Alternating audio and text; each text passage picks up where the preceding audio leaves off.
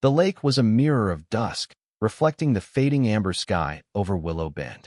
My fishing boat, the quiet Dawn, bobbed gently at its dock, tethered tight, its weathered hull glowing in the last light. For years, I'd been a firefighter, running into flames while others ran out. Now, at 52, I'd traded sirens for silence, chaos for the calm of this small lake town. My daughter, Lily, 13, sat on the boat's edge, sketching the horizon in her notebook, her dark braids swaying in the breeze.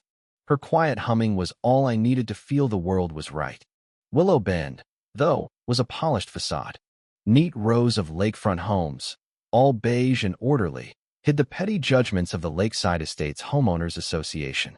Neighbors smiled for block parties, but measured every lawn, every mailbox, every move.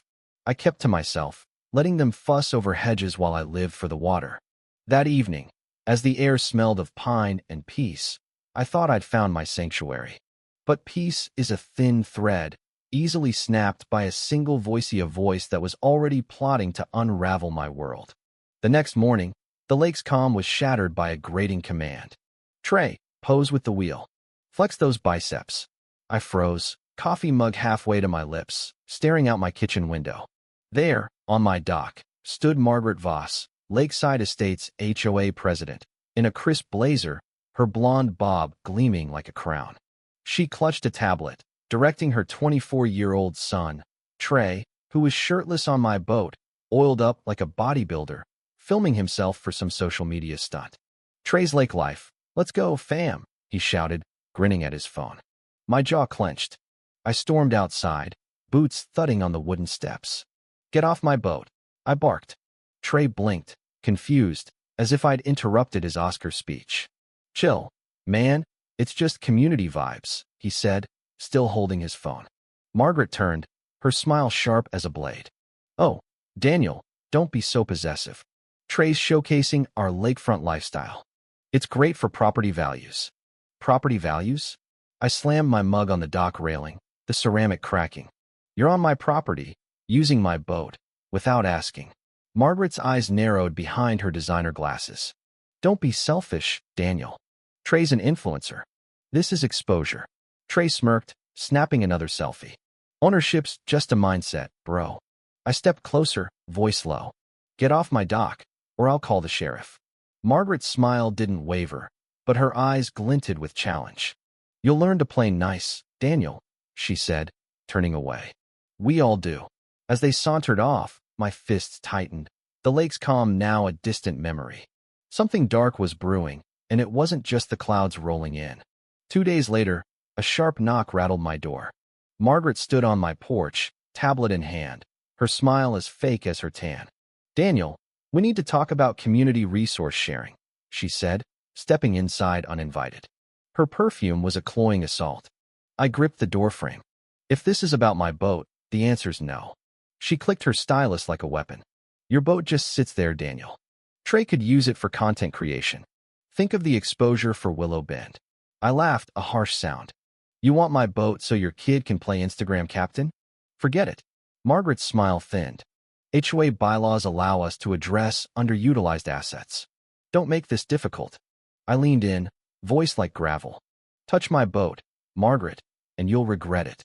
Her eyes flickered, but she tossed her head. "You'll see reason eventually," she said, striding off. That night, an email pinged. Lakeside Estates, Community Asset Compliance. Pages of jargon accused me of hoarding resources. More emails followed, each sharper, threatening, board action. I ignored FEMA mistake. By Friday, Margaret's white SUV was parked at my driveway's end, engine idling, her silhouette tapping away inside. Neighbors whispered in the community chat, "Is Daniel hogging the lake?" Margaret says his boat's dragging down our image. That evening, I caught Trey sneaking onto my dock, filming himself again. "Trey's lake life, exposing the gatekeepers," he crowed. I charged out. "Get out before I smash that phone." He laughed, backing away. "Public dock, old man." My blood boiled. "Say that again, and you'll be swimming home." He slipped into the dark, his laughter echoing. Then came Margaret's spreadsheet, emailed to the HOA board, tracking my every move, timestamps, photos, lies. This wasn't just harassment. It was a siege. Tuesday morning, my phone buzzed as I drove back from the bait shop. Lily's voice trembled through the speaker. "Dad, they're here." Before I could ask, I heard Trey's smug laugh and Margaret's sharp order. "Move her, Trey. She's in the shot." A scream Lily scut through, followed by a splash. The call went dead. My truck swerved, tires screeching as I floored it. My heart pounded like a war drum. If they hurt her, they're done. I tore into my driveway, the scene a gut punch. Lily, soaked and shivering, sat on the dock, a bruise darkening her cheek. Her sketchbook floated in the water, ruined. Trey stood on my boat, shirtless, filming. Trey's lake life, owning the haters. Margaret lounged nearby, smirking. "Maybe now you'll share, Daniel." Rage consumed me. I charged, boots shaking the dock. Margaret's smirk faltered. "Daniel," my fist connected with Trey's chest, sending him crashing into the railing. His phone skittered into the lake. Margaret shrieked, clawing at me. I shoved her back, her head slamming into her SUV's window. The glass cracked, blood streaking the white paint. "You touched my daughter," I growled. "You're done." Lily ran inside, tears streaming. I loomed over Margaret. "Come near her again, and you won't walk away." Trey groaned, clutching his ribs. Margaret, blood dripping, spat, "You'll pay for this." I didn't flinch. "No, Margaret. You will." Sirens wailed as red and blue lights flooded my yard. Margaret, bloodied and disheveled, spun a tale for the deputies. "He attacked us. He's unhinged." Trey, rope still around his legs, played the victim, streaming on a backup phone. I stepped onto the porch, calm as stone.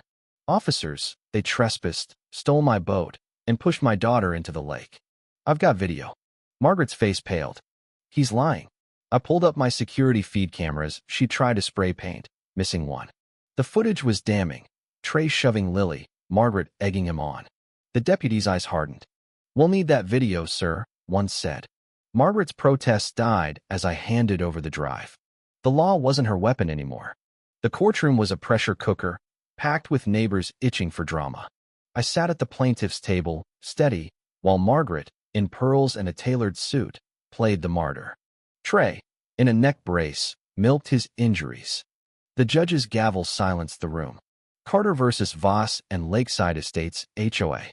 Margaret's lawyer spun a tale of community goodwill, painting me as a selfish recluse. I stood, voice cutting through. "They stole my boat and assaulted my daughter. Here's proof." The screen lit up with footage. Trey pushing Lily, Margaret's cruel laugh, their vandalism. The room gasped. Margaret stammered, "It's edited."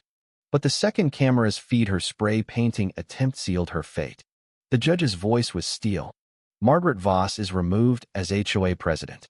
Defendants will pay $20,000 for theft, vandalism, and assault.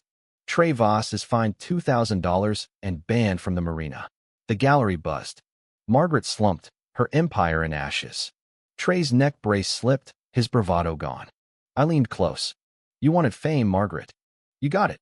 Outside, the crowd swarmed, phones recording as Margaret stumbled to her SUV, the blood-stained crack a public scar.